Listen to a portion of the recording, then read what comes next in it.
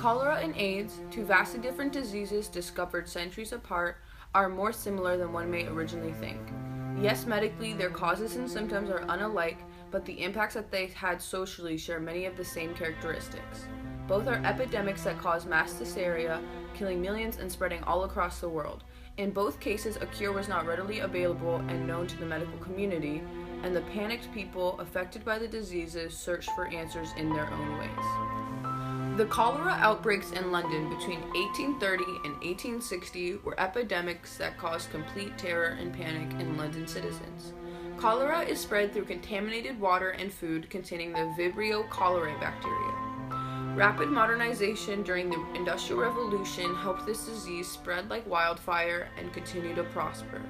It was first brought through a port in London as sailors that were infected came to the cities. This, along with the overcrowding and lack of disease control in poorer parts of London, contributed greatly. Sewage from the city all went into the Thames, which is also their water supply, causing them to basically bathe and drink each other's waste. The discovery of germs was not made until 1864, leaving those experiencing this disease to frantically look for an explanation. Symptoms included dehydration, diarrhea, vomiting, sunken eyes, blue-gray skin, and severe pain in the limbs, stomach, and abdominal muscles. John Snow was the man to explain what caused cholera. He observed that most, if not all, the people suffering from cholera were located around the same general area, near the Broad Street pump. Once he stopped people from drinking from this contaminated pump, the number of people getting cholera significantly decreased, and John Snow is now attributed with being the first person to discover cholera's cause. While AIDS and cholera do not share similarities in the diseases themselves, the way they were dealt with socially was very much alike. Just as AIDS was blamed on the gay community, cholera was mainly associated with poor people in London. Although it is not as prominent with cholera, scapegoating played a huge role in how the public viewed the disease. AIDS was prominent in Haiti in the 1980s, causing Haiti to become associated with the disease and the behaviors that led to it, which greatly stigmatized the country.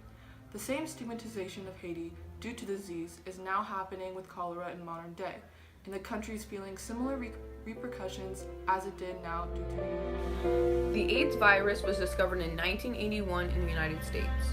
This infection is caused by HIV, transmitted through unprotected sex and contaminated blood, which weakens the immune system of the infected, generally without symptoms until they develop AIDS.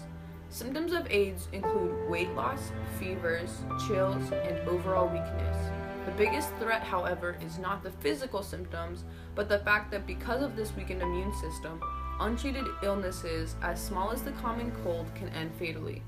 Because of its beginnings in mainly homosexual men, HIV/AIDS caused widespread fear and increased rejection of the gay community across America, with many Americans going so far as to think that AIDS could only affect gay people. During the late 1960s and early 80s, HIV and AIDS were highly stigmatized due to the misconception that they are diseases restricted to gay men.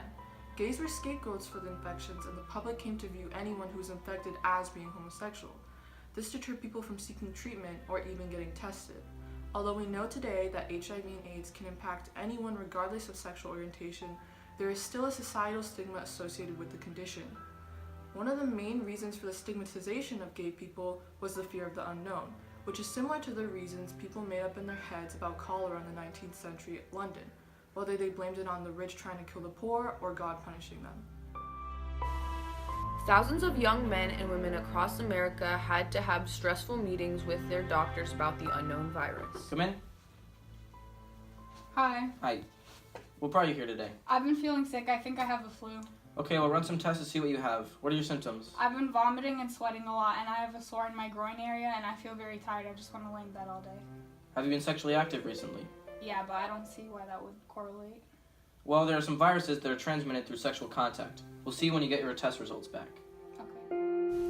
AIDS and cholera, though they may have their many differences, are more alike than they may seem. Because of the lack of knowledge and information on both diseases, mass hysteria and paranoia ensued.